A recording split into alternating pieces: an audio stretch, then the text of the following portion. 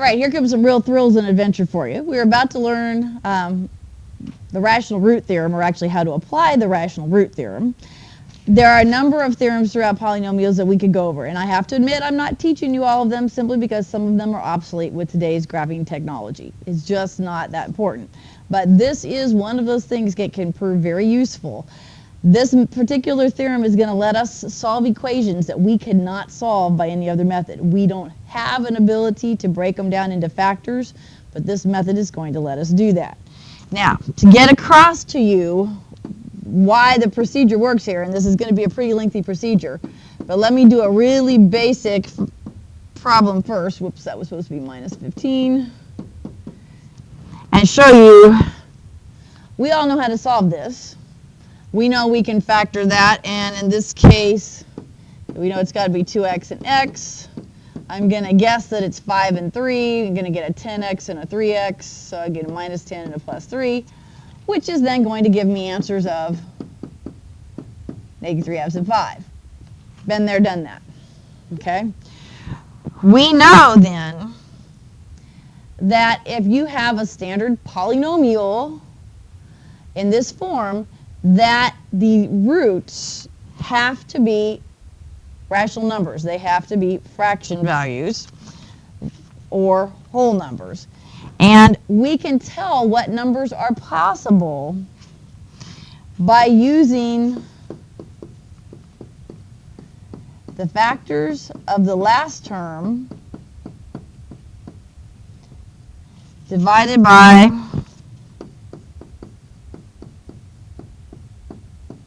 factors of the first term. Now, you have to see this happen once before it's going to make sense. Okay, our last term in this problem is 15. What are all the numbers that can multiply to make 15? Well, they would be 1, plus or minus 3, plus or minus 5, and plus or minus 15. Those are the choices that make the 15. Okay, what are all the factors that make the 2, the first term? Well, we can only make 2 with 1 and 2. So what the rational root theorem has proved is that means if there's going to be factors that work, if there's going to be solutions that are rational numbers, it has to be 1 over 1, 3 over 1, 5 over 1, 15 over 1, or, so in other words, that would give us 1, 3, 5, 15. It could be 1 over 2, 3 over 2, 5 over 2, or 15 over 2. It can be only the possible factors that come from using those particular factors. And you can see here our answers came out to be negative 3/2 and 5. We got 2 of those answers in it.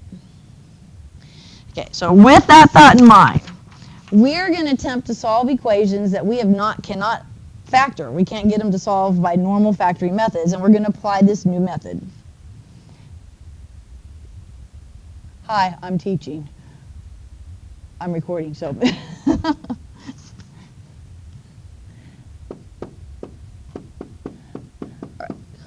brief interruption here. So we're going to attempt to solve this particular equation. It's only 3 terms, but we can't unfoil it because it's not x squared, it's x cubed. Okay, so we know that if there are solutions that work, we know what factors they have to be. They have to be the factors of the 10, which are 1, 2, 5, and 10, both positive and negatives. And then since in front we have a 1x cubed, we know then it could only be factors of 1 then. Which means basically it's 1, 2, 5, or 10. It's got to be the numbers that work. Okay, what you're going to do is you're going to attempt to find one number that works. If we can find one number that works, then we can figure out all the other numbers. Now, they would have me show you this fancy substitution method using synthetic division to do this. And this is where, I'm sorry, I'm going, you have technology in your hands. Fastest way for you all to test numbers and find one that makes this equal 0 is to simply go to your calculator, type in that equation, use the substitution line, which is control equal sign, and type in what number you want to test. So if you want to test 1, you type it in there. If you type 1 in there, it's going to tell you that you get negative 8. Okay, that's not a number that makes it equal 0, so we don't want that one. 1 is not a solution. You can go back highlight up there, repeat that formula, change it to a negative one. Try it. You're going to keep trying these numbers until you find one that makes it equal 0. It turns out in this case that one of the first ones you will hit that makes it equal 0 is 2. So consequently, we know that 2 is one of the solutions to this equation. And once we have that, we then know, since 2 is one of the solutions, we know that x minus 2 is one of the factors. And if we know x minus 2 is a factor, we can now use synthetic division to break it down. So what you're going to do is you're going to take the number that you found that works, that makes it equal 0, you're going to take that 2, and you're going to put it in the box. And then you're going to do normal synthetic division. 1x cubed, 0x squared, 1x, and a negative 10. And so then you're going to add down. 0 and 2 is 2, 2 times 2 is 4, 4 and 1 is 5, 5 times 2 is 10. Okay, you have to get a 0. If you don't get a 0, then you didn't have a number that works or you messed up. There has to be a 0 there. You cannot have a remainder on this. Okay, what you just found out then, you just found out that this 2 came from the factor x minus 2. And then you've got these numbers here starting 1 power less. We were originally x cubed. This is now x squared plus 2x plus 5. That is now another one of the factors. So you have now essentially factored this equation. From here, you can either factor it farther if it will, or you can solve it. Now in this particular case, do you think x squared plus 2x plus 5 is going to factor farther? Well, the only factors of 5 are 5 and 1, and that's not going to get us a 2 in the middle. So in this case then, when we solve this, we're going to get x equals 2. And to solve that one, yep, it's our buddy, the quadratic formula. So b squared would be 4 minus 4ac all over 2a. So it would be negative 2 plus or minus, that'd be 4 minus 20. That would be negative 16 over 2, which actually then breaks down to a very sweet 4i over 2. And is that reducible? And I'm actually coming this way now. Yes, they're both reducible by 2, so it gives us negative 1 plus or minus 2i. And there are the 3 solutions to this problem. It was x cubed, should have had 3. There's 1, 2, 3. Negative 1 plus 2i and negative 1 minus 2i. So this method lets you solve equations that we can't solve by hand. Now, let me get you a set of steps here to kind of help you through this till you get used to it. So if you want to solve by synthetic division,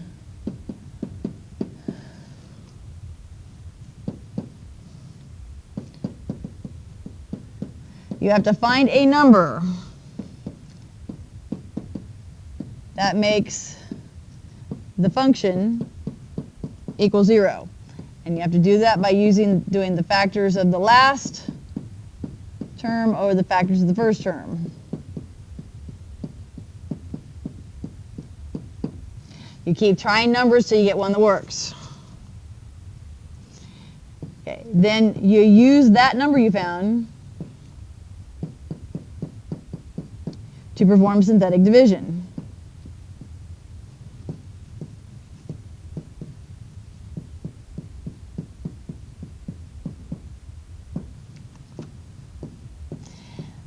Then you'll solve the resulting factors. But what if you get something like this was x squared plus 2x plus 5, so we could do quadratic formula on it. What if we come out with something still bigger, x cubed or something? Well, there's the really good news. You may need to repeat this process more than once to get it totally broken down.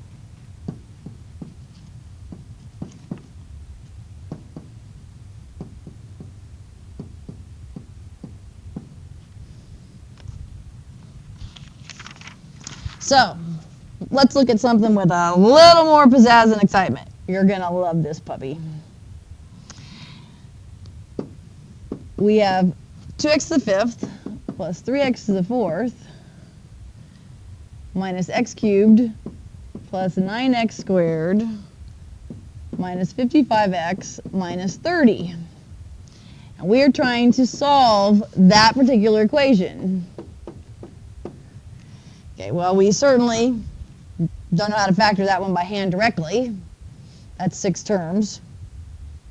And the chances that grouping with 3 different groups is going to come out to the same thing are very slim. So you need to identify what are the possible numbers that could even be factors. And so on top, it's the factors of the last term, which is 30. So factors of 30 are 1, 2, 3, 5, 6, 10, 15, and 30. And then factors of the first term are 1 and 2. So it could be all those numbers on top divided by 1, or all those numbers on top divided by 2, which would give us things like 1/2, 3/2, 5/2, and 15/2 as possibilities. Okay, I'm generally not that evil, and nor is the book, to give you something that nasty, so usually it's at least going to be an integer value. It's not going to be some fraction. So you're going to punch that whole equation in your calculator, and you're going to start subbing in numbers. I personally always start with the small ones. If I put 1 in there, you'll discover it doesn't equal 0. If you sub -1 in there, it doesn't equal 0. If you sub 2 in there again, yep, it equals 0. So once again, for this particular problem, turns out 2 is a solution. However, you could have tried other numbers, because there are other numbers that are possible solutions. So, but since 2 worked, that's the dude that goes in the box. And then you're going to copy down all those coefficients. Fortunately, it looks like we have every power of x and do not need to leave any zeros in. And you're going to do synthetic division. So you are going to drop the 2, multiply times the box and get 4, add is 7, times is 14, add is 13, times is 26, add is 35, multiply by 2 is 70. That's going to fortunately drop us back to a 15, because you're praying you've got to come out to be a 0 here. 15 times 2 is 30, and yep, we got the needed 0. So we know we didn't mess this up.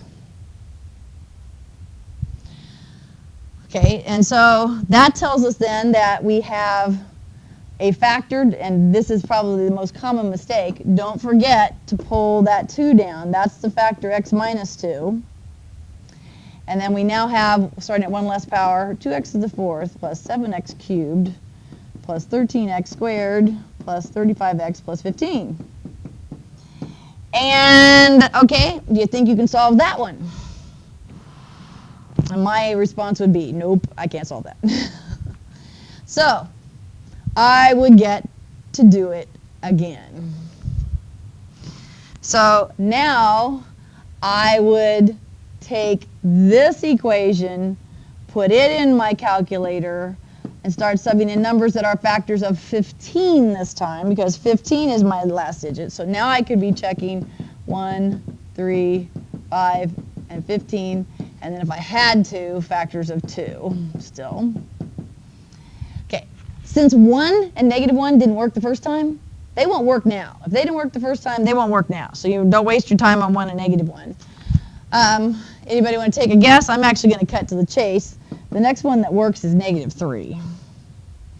And that will get you a 0. So it's -3 that we get to put in the box again. You're going to write down the coefficients. Actually, it's the bottom row of your last synthetic division, the 2, 7, 13, 35, 15, and 0. And you're going to do synthetic division again. So if I drop the 2, I'll have a 2 times my -3 is -6. Add down is 1. -3, 10. -30, 5. -15, 0. I didn't need that last 0 because we already had done that. Once again, I get the 0 I needed. So now you've got to be careful here. You have to remember that you had, from up above, we had that x minus 2 that's a factor. Now you also have, from the minus 3, you also have the factor x plus 3. You got to change your sign. And then we have the factor starting 1 power less, so this is now 2x cubed plus x squared plus 10x plus 5. And are we down to something we can solve yet? Well, at least it's 4 terms, so we need to look at and go, does grouping look like a possibility, or do I have to do this again? Because yes, you could have to do it a 3rd time. And I'm thinking here, grouping looks like it's going to work. If I group first 2 and last 2, I can pull out x squared, which is going to leave me 2x plus 1. And over here I can pull out positive 5, which is going to leave me 2x plus 1. And so then I actually have, remember, you're not done yet. You have to finish. It takes 2 steps. I'm going to pull out the 2x plus 1 and have the x squared plus 5. You also have the x minus 2 and the x plus 3 still coming down with you. So now, finally, you solve them all. We've got x equals 2, x equals negative 3, x equals negative 1/2, and that's going to be x squared equals negative 5. So when I square root it, I'm going to get x equals plus or minus I squared root of 5. But the key thing is there's 1, 2, 3, 4, and 5 solutions. Now that's about as evil as they can come, and I wanted you to see evil. So it's actually, you'll discover you get very quick at it once you get the hang of it. Yes, it's going to eat some paper, but it actually works really fast. You'll come back next time and tell me that wasn't so bad after all. So be sure you practice this. This is not something one gets just by watching. Good luck.